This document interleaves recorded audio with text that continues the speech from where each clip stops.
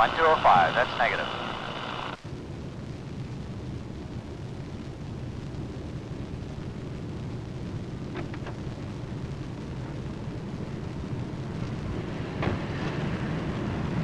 William Moore. Who's asking? Police. Name's Akins. You're Moore, all right. You're an easy make from your picture. Lean on the car. What's the beef? Burglary. Westover Market last July. Turn around. I suppose you got a warrant? That's right. Too bad, cop! I got other plans.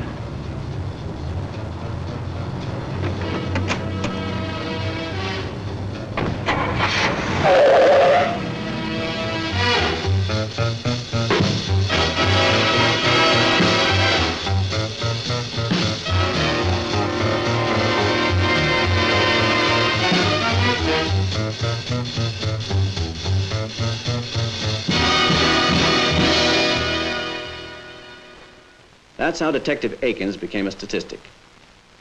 One of a dangerously growing number of police officers who are killed or injured while making an arrest. Akins was lucky. He ended up in the injured column. But that was because a doctor knew more about surgery than Akins knew about making an arrest. Or maybe he did know better. But he made one common and often deadly mistake. To him, arrests had become routine. He grew careless. Careless in trying to make a planned arrest single-handed just because his partner called in sick. Careless in search technique. Careless in using handcuffs. Careless because he forgot that making an arrest is the most dangerous job in law enforcement. Now let's take a look at a similar situation.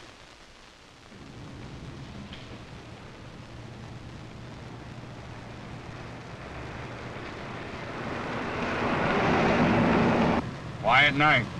No news is good news. You big phony, all you live for is a good pinch. Anything not to have to listen to you all night, Bowman.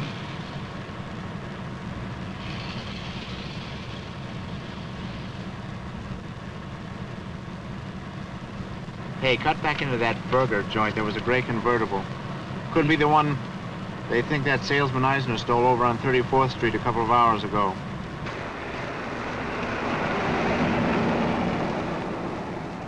Any dope on him? Yeah, slow down a minute. Burglary warrant out of criminal court, good mug shot, 4-inch cut scar right side of face. Easy make. Any gun? Didn't say. Okay. Car 21, going 10-6. Investigating suspicious vehicle.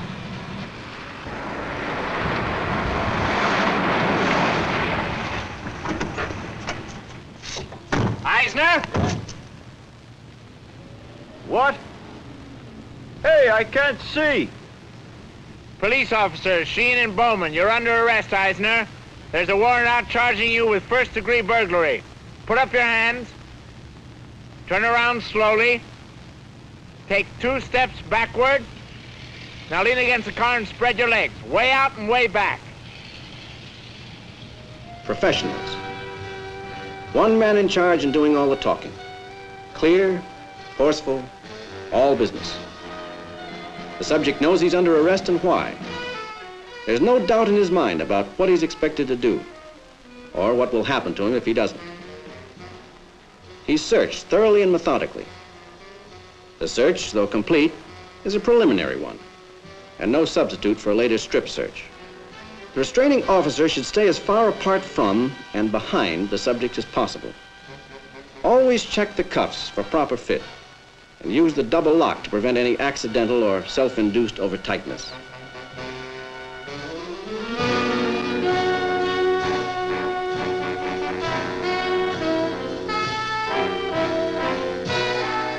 When a subject is apprehended in possession of an automobile, be sure to search the car incidental to his arrest.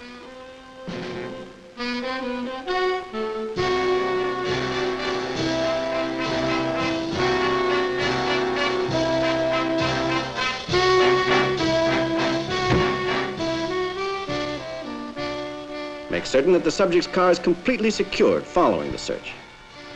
This could be a vital point in a later court proceeding.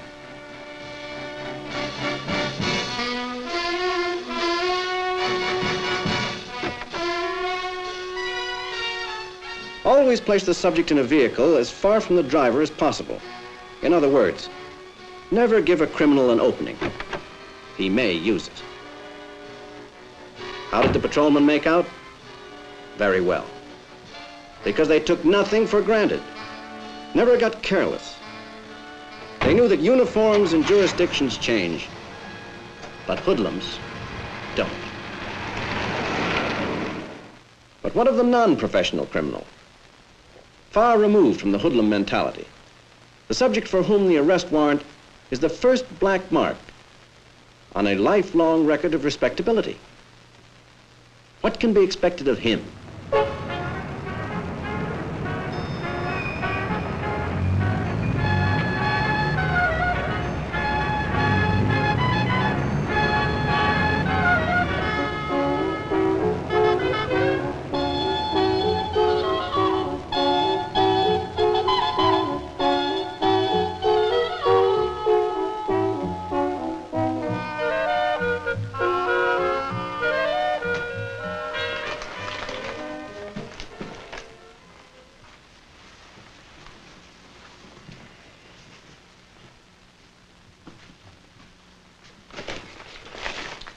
Alfred. Alfred. Look. Tuna fish.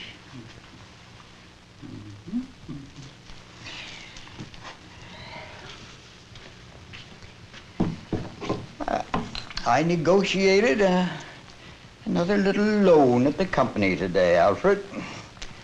Of course, most of the proceeds went into our retirement fund. But I held out enough for a little celebration. The auditors left today, and not one word about our fund. We're safe for another year, Alfred. And after that, we shall have reached our goal. Yes, yes, just a minute. I'm coming. Yes? Henry Meade? Yes? We're police officers. I'm Detective Sergeant Case. This is Detective Hester. May we come in? Of course.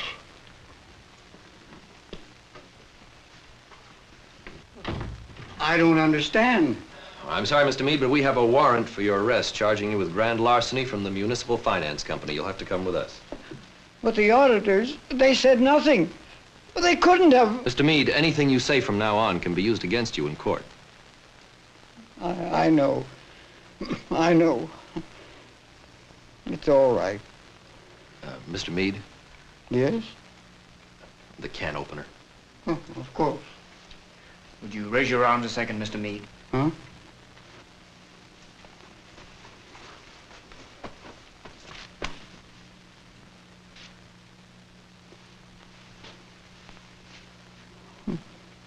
But what about Alfred? Alfred? Alfred and I are very old friends. Well, we'll see that the landlord looks after your cat. May I say goodbye to him? Sure, Mr. Meade.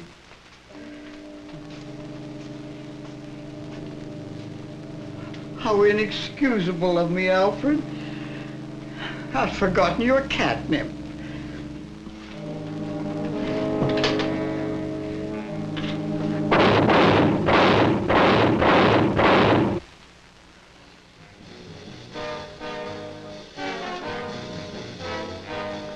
I'm sorry, Alfred.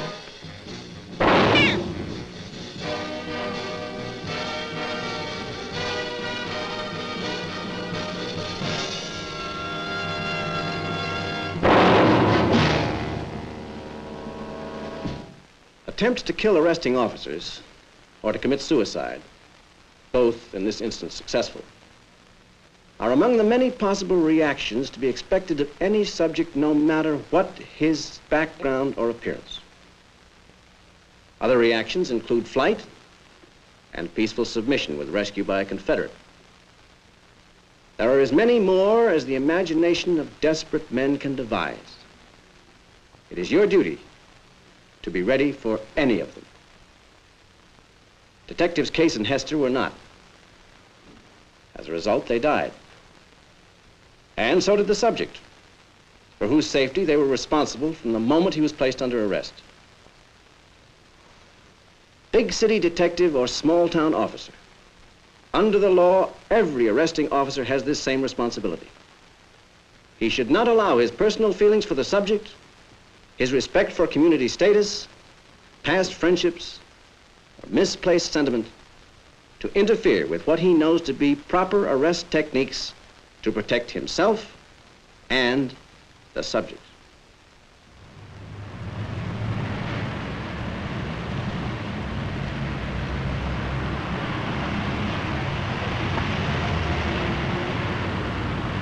Well, let me have that warrant, Bob. Arnell tells me you've been out to Thompson place before. When I was a kid, Chief, my daddy used to work for Thompson Furniture. You know, the big party for all the company kids, 4th of July?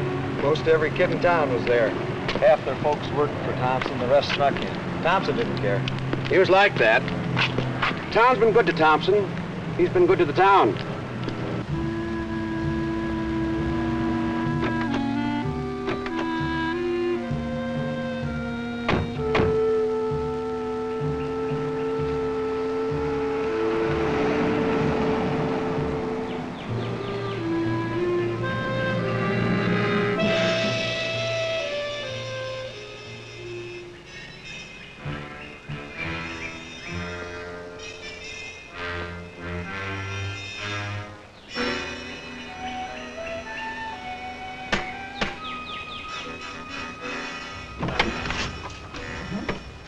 Yes, sir.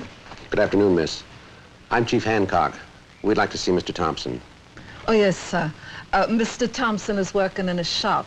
If you gentlemen will step inside, I'll tell Mr. Thompson you're here. I'm afraid that won't do, miss. I'll have to ask you to take us along with you. Very well, gentlemen. If you'll follow me, please.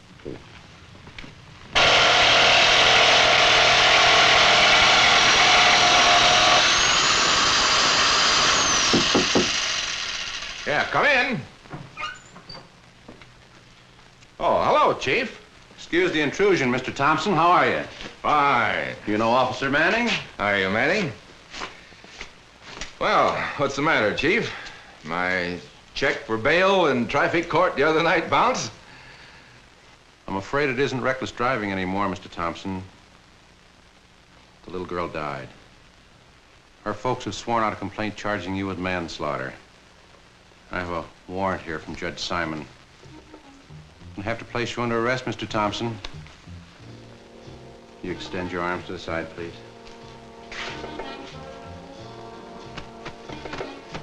Now, you don't have to tell me anything about it, Mr. Thompson, but anything you do say... You okay, Thompson? Sure, yeah. Yeah, I'm okay. You boys mind if I put my coat back on? Heck no. Bob, get the man's coat for him. Look out, Manning! Look out!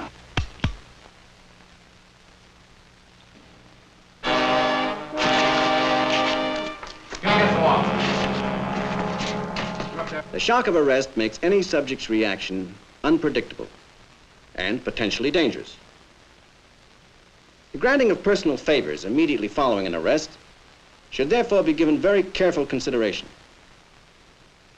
Deny or closely supervise any requests for water, use of the bathroom, articles of clothing, and the like. Thompson's attempt at self-destruction was thwarted by the arresting officers. The difference: training, planning, alertness. A triple play that gives the best assurance of a successful arrest.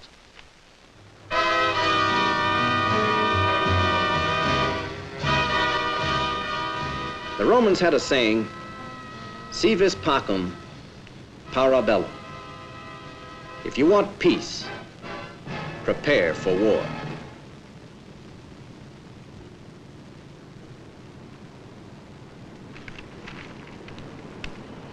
Eyeball 1 to dugout. This is dugout. This is eyeball 1. The view is fine and the kids are still in school. Over.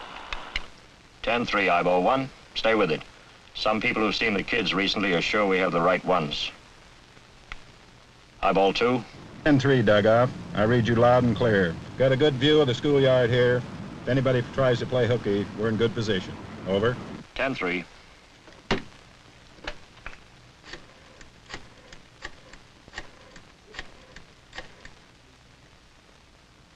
Police headquarters. Captain Kramer, put me through to the chief, please. Yes? Captain Kramer, sir. Put him on. It's Schultz and Larson, all right, boss. We have positive idents from the room clerk, parking lot attendant, and a bellboy they sent out for beer and sandwiches. I've got a command post set up here in the manager's inner office. He's very cooperative. The stakeouts are in position. A recon crew is out in the panel truck making a cover and escape route survey with a 60-second camera. They should be coming in any minute. What are you doing about clearing the surrounding rooms? The manager's calling all the people into his office on a pretext. When they get there, Lieutenant Tully explains. They're putting them in the dining room with food and television. That's it, sir. Okay, Pete. Come on in with the panel truck. We'll be waiting for you in squad room 1. Farrington. Yes, sir. Kramer's lined up a hot one. Meet me in squad room 1 in 15 minutes. And bring your heavy squad.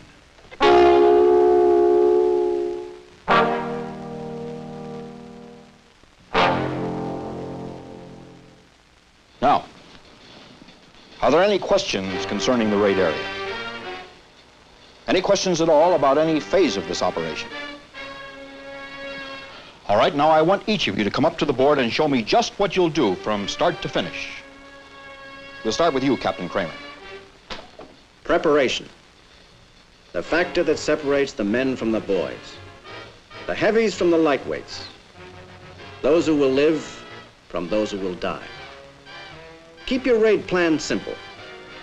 Use your knowledge of the subjects and the results of a careful, detailed reconnaissance. Use maps, photographs, and diagrams showing possible escape routes, cover, and weapons needed.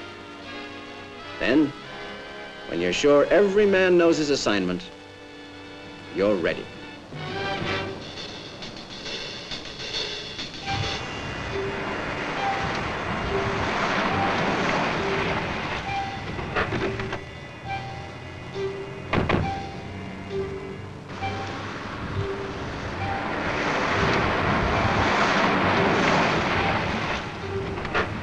Just Unit 5 and the Chief, Captain. All the rest are in position, have acknowledged. Dug out to shortstop. 10-3, shortstop. Check off Unit 5. That leaves just the Chief, right? Right. Dug out to pitcher. This is dugout. Pitcher, you may take the mound.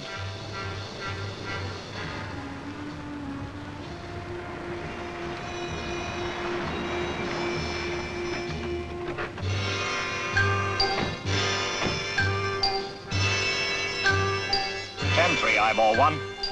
All units, this is dugout. Play ball, play ball.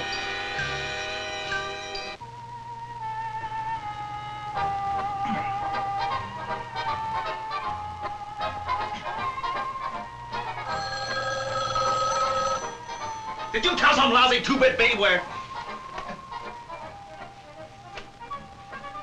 Yeah. This is the police. You are completely surrounded and isolated.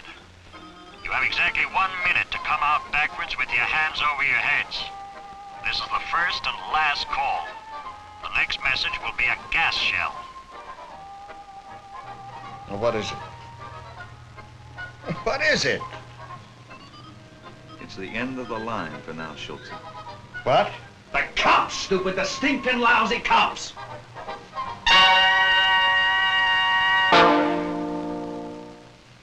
They're all over us. It's finished.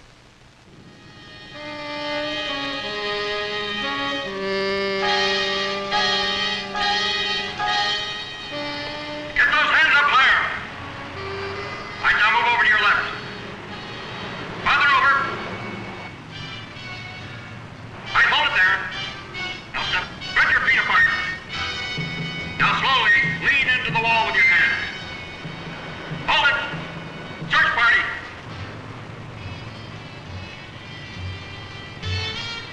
local, county, state, or federal, professional officers know the fundamentals of a successful arrest by heart.